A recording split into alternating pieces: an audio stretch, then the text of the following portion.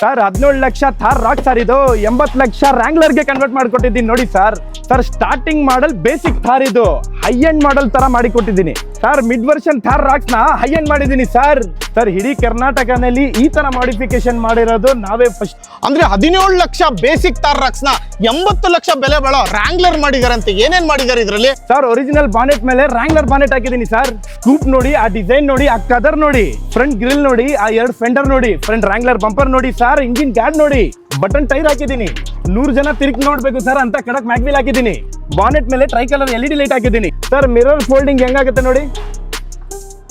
mirror folding ನ ಕೀನಲ್ಲೂ ಮಾಡ್ಕೋಬಹುದು, ಈ ಬಟನ್ ಅಲ್ಲಿ ಕೂಡ ಮಾಡ್ಕೋಬಹುದು